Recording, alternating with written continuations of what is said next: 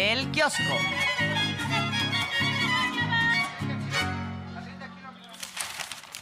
Arlene, hoy la presidenta Claudia Sheinbaum es cuestionada sobre este proyecto de resolución de acción de inconstitucionalidad que presenta el ministro Juan Luis González Alcántara Carrancá, acción de inconstitucionalidad contra la reforma al Poder Judicial.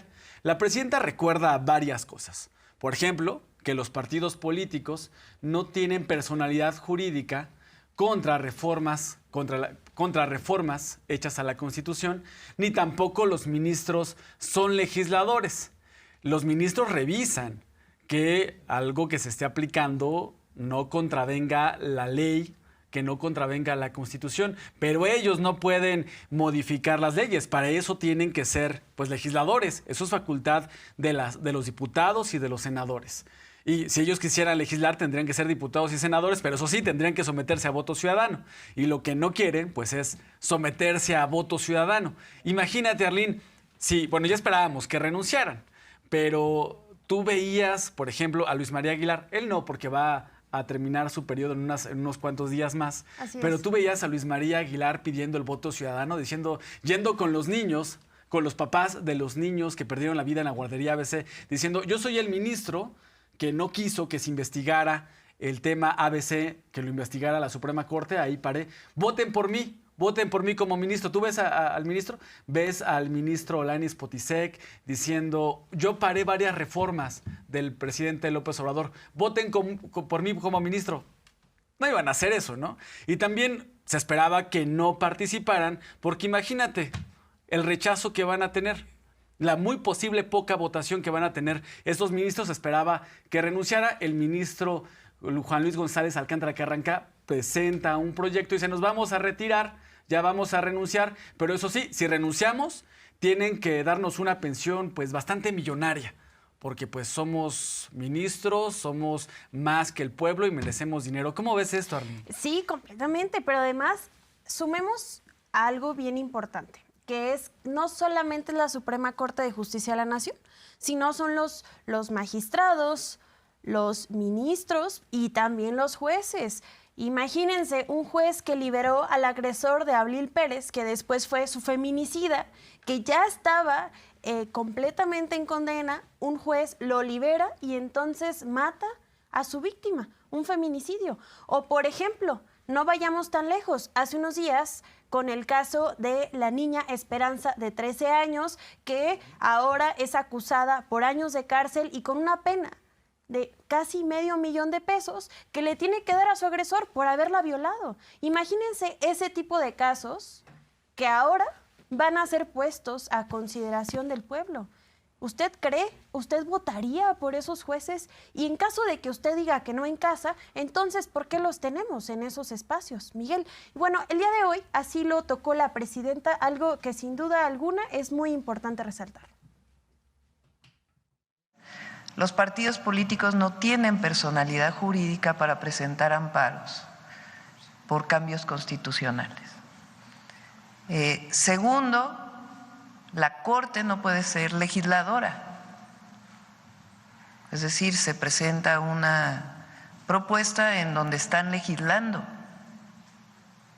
frente a amparos de personas morales que no tienen personalidad jurídica, partidos políticos.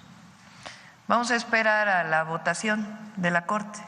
Los ministros, las ministras de la Corte conocen lo que estoy diciendo. Todos los profesionistas del derecho saben que no es correcta esta propuesta que está presentando este ministro.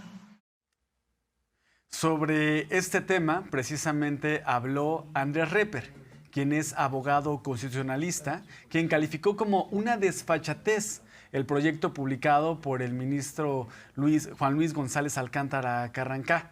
Esto porque las reformas constitucionales, recordó, son impugnables. Así lo comentó en Punto de Referencia, en los medios públicos. El proyecto de sentencia es una desfachatez el ministro ya tiró las reglas y el sentido común de un ministro de la Suprema Corte, y lo digo con fundamento. Primero, la primera regla es: las reformas a la Constitución son inimpugnables, esto lo ha establecido la propia jurisprudencia. Segundo, él tiene un conflicto de interés directo porque ha opinado en contra. Incluso él dijo que esta reforma se hizo en venganza porque él fue el que hizo el proyecto de que la Guardia Nacional no podía pasar al ejército y que entonces el presidente se desquitó. Ese primero es un acto de protagonismo absurdo del ministro, es decir, que toda la Constitución se reformó para vengarse de él. Número 3. Efectivamente es una reforma que habla de una elección. Entonces, de entrada, cualquiera diría, bueno, pues si los partidos tienen legitimación para impugnar normas electorales, pues por temática sí, digamos que sí tienen vela en el entierro los partidos. Pero son normas constitucionales, no las pueden impugnar. Y justo en este sentido, la presidenta habla de cómo los medios tradicionales no tienen un balance. Dicen que son autónomos, que son independientes, pero a la hora de la nota, entonces nos damos cuenta de que la independencia pues no se nota mucho. Están haciendo campañas sucias en contra de la reforma al Poder Judicial. Critican a la presidenta incluso de autoritaria, algo que curiosamente también dijo el presidente, el director manager de la oposición. Interesante que se den discursos muy parecidos entre la oposición que ya salió del closet y los medios de comunicación tradicionales que siguen dentro de él. Así lo mencionó la presidenta. Es parte de esta campaña que hay de personas que están en contra de la reforma al Poder Judicial. Está bien que haya libertad de expresión. No. Qué bueno que diga lo que piensa, porque la gran mayoría del pueblo de México piensa muy distinto. Pero de las últimas encuestas, un porcentaje mayor del que votó por su servidora, que tuvimos un porcentaje importante de votos, está de acuerdo con que se elijan a jueces, a las y los jueces, magistrados y ministros. Pero además un porcentaje muy alto piensa que hay corrupción en el Poder Judicial. Ahora, lo que pasa a veces en los medios de comunicación es que cuando uno ve los que están a favor y en contra de una posición, que si fueran medios objetivos, pues lo que harían sería balancear, ¿no? La mayoría de los medios de comunicación tienen una posición mayoritaria en sus editoriales, en sus noticias incluso, y la ciudadanía piensa distinto. Entonces, más allá de entrar en debate con Ciro Gómez Leiva, pues es su posición, pero mira, mucha civilidad, así como que mucha civilidad no se ve, ¿no? Así una civilización pues basada en el régimen de corrupción y privilegios del pasado, ¿no? Esa civilización que muchos todavía defienden. Arlene, hay que revisar esta encuesta que estaba presentando la presidenta Claudia Sheinbaum. ¿La gente piensa o no que las autoridades judiciales son corruptas? Hace unos días estábamos hablando que muchas personas piensan, Dios guarde la hora que esté ante un juez, porque no sé si sea un juez corrupto, que se venda de una parte o de la otra, o sea un juez honesto. El presidente López Obrador, expresidente López Obrador, hablaba que el Poder Judicial está podrido, que hay sus excepciones entre jueces, magistrados y ministros, pero que es un poder que está pues vendido a la corrupción. ¿Qué dice esta encuesta de Las Heras sobre la reforma al Poder Judicial? Ahí aparece que el 56% afirma que hay corrupción en el Poder Judicial y solo el 38% piensa que no la hay, Arlene. Y además veamos esta gráfica, porque solo el 2% dice que ningún ministro, magistrado o juez es corrupto. El 6% no lo sabe. En realidad, quienes dicen que no hay corrupción solo es el 2% de esta encuesta. Y recordemos, esta casa encuestadora fue de las más atinadas en el proceso electoral pasado, ¿no? Y acá nos vamos en... ¿Usted cree que debe ser elegidos los magistrados y jueces del Poder Judicial? 69% por elección del pueblo, el 23% por el Poder Judicial de la Federación y el 8% no lo sabe. Una gran mayoría del país considera pues que sí debe ser electo por el pueblo. ¿Y cómo cree usted que debe ser elegidos los magistrados jueces del Poder Judicial? 62% por elección del pueblo mexicano, 32% por la Cámara de Senadoras y Senadores y el 6% no sabe. Interesante, porque estos datos, sin duda alguna, pues dicen que lo que los medios de comunicación están diciendo, lo que la oposición está saliendo a decir de que están traicionando a México y se va a acabar la justicia, pues en realidad es falso. Está en una burbuja que obviamente revienta, una burbuja, un alfiler que va a reventar esta burbuja de privilegios. La presidenta hoy nuevamente esta mañana habla de que México va a ser ejemplo para el mundo de cómo las autoridades judiciales van a ser electas por su pueblo, por el pueblo de México.